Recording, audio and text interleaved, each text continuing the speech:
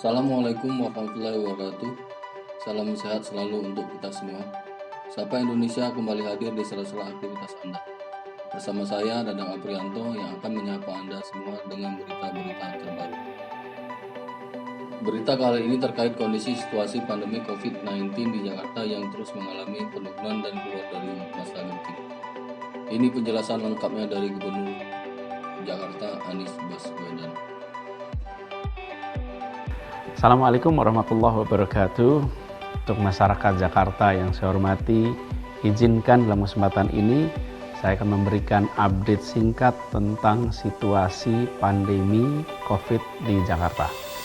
Seperti kita telah rutin laporkan lewat kanal-kanal komunikasi Pemprov, angka kasus aktif Jakarta terus berkurang. Bila sebelumnya kita sempat mencapai angka lebih dari 100.000, bahkan pada tanggal 16 Juli 2021 ada 113.000 kasus aktif. Dan kemarin kasus aktif kita sudah turun di angka 64.000. Penurunan kasus aktif ini konsisten dengan tren penurunan di beberapa parameter lain. Misalnya positivity rate kita yang semula sekitar 45%, kini sudah berada di kisaran 25%. Juga pemakaman protap COVID-19 yang pernah mencapai lebih dari 350 pemakaman per hari, kini sudah turun di bawah 200 per hari. Kami terus berkeliling, saya mendatangi rumah sakit, puskesmas, melihat langsung perkembangan di lapangan. Kita juga memantau lewat CCTV karena ada CCTV yang memantau seluruh kondisi di rumah sakit. Dan tadi pagi juga saya mendatangi Rumah Sakit Umum Daerah Budi Asih, kemudian RSKD Durensawit.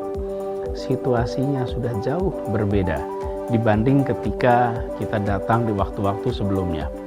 Saat itu rumah sakit sangat penuh. Bahkan selasar depan IGD pun itu dipenuhi oleh antrian pasien yang akan masuk ke IGD. Antriannya masuk IGD penuh, IGD-nya penuh, rawat inapnya penuh, ICU-nya juga penuh. Nah, sekarang ini selasar-selasar IGD sudah kosong. Pasien sudah bisa langsung masuk ke IGD.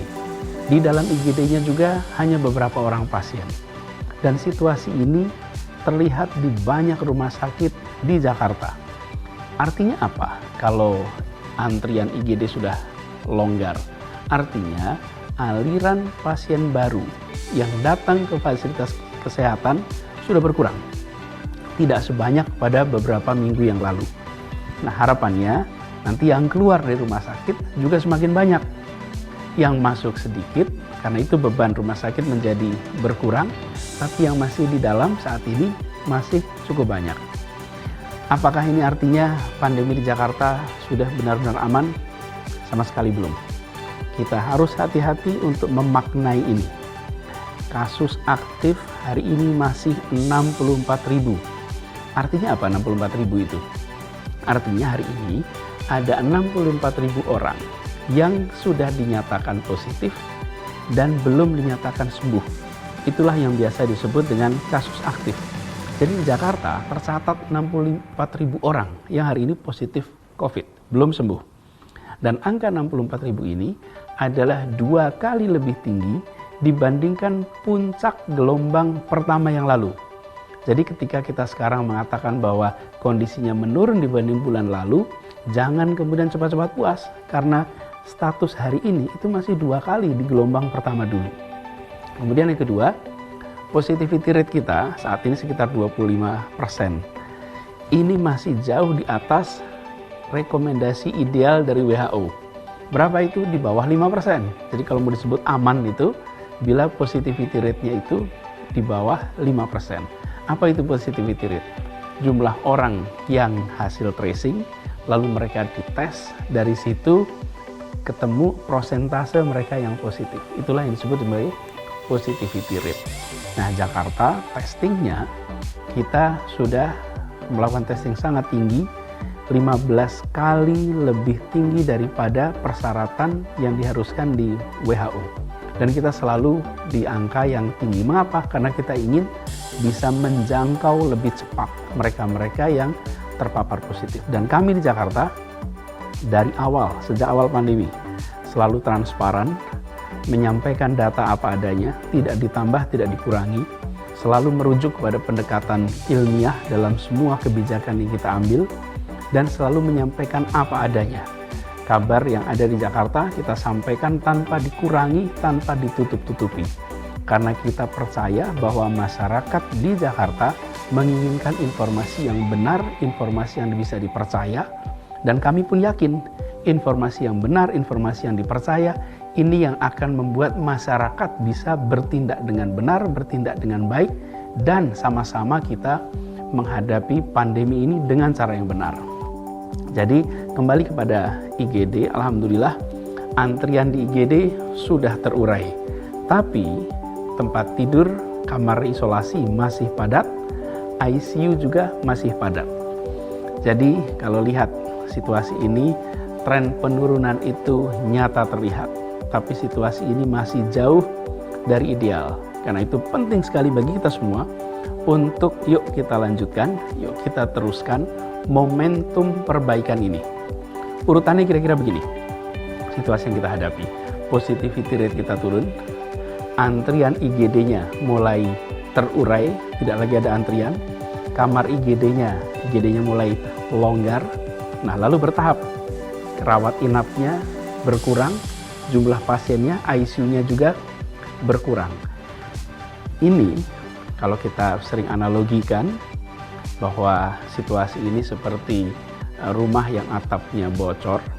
Kemarin kita siapkan tempat untuk menampung kebocorannya itu, yaitu dengan ada pasang ember, diperluas embernya, tapi juga harus menambal lubangnya.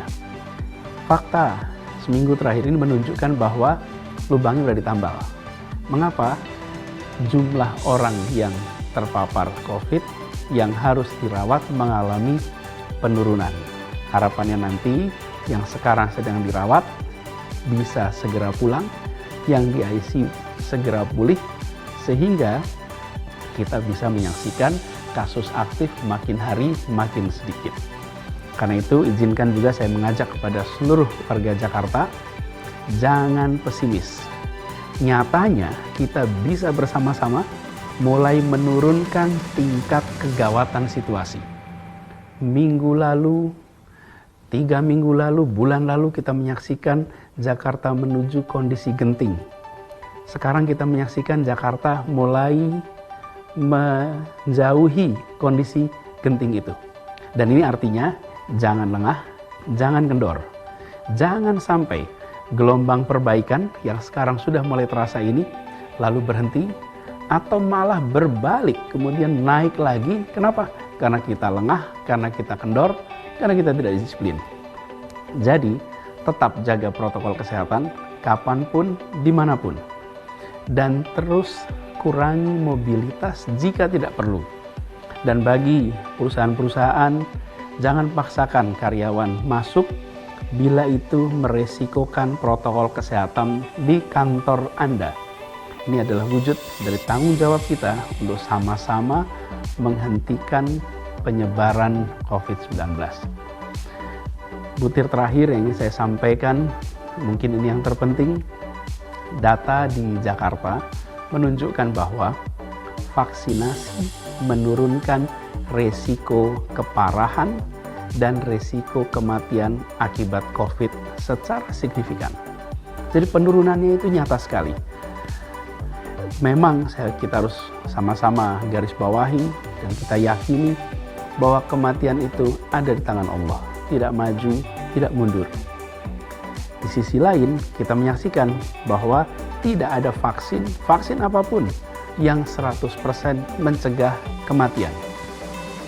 Dan saya selalu garis bawahi, jangan pernah pandang kematian ini sebagai angka statistik.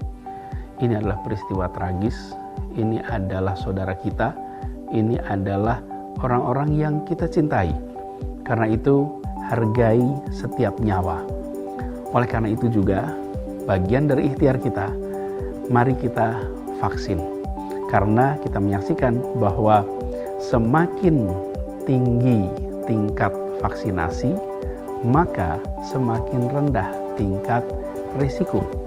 Jadi kita menyaksikan laporan di lapangan bahwa vaksinasi menurunkan risiko fatalitas secara signifikan. Jadi risikonya itu jauh lebih rendah bagi mereka yang sudah tervaksin. Karena itu jangan tunda. Bagi yang belum, yuk segera ikuti program vaksinasi, daftarkan keluarga, daftarkan diri Anda, bisa daftar lewat Jaki, sebuah aplikasi, kemudian Anda lindungi diri Anda sendiri, lindungi keluarga, lindungi tetangga, lindungi orang-orang sekitar Anda. Dengan cara seperti itu, insya Allah kita sama-sama bersiap untuk bisa melewati masa pandemi ini dengan selamat. Semoga Allah SWT merahmati kota Jakarta dan melindungi kita semua. Terima kasih. Assalamualaikum warahmatullahi wabarakatuh. Berita tadi sekaligus menutup acara Sapa Indonesia kali ini. Saya Dadang Aprianto mengucapkan terima kasih dan sampai jumpa.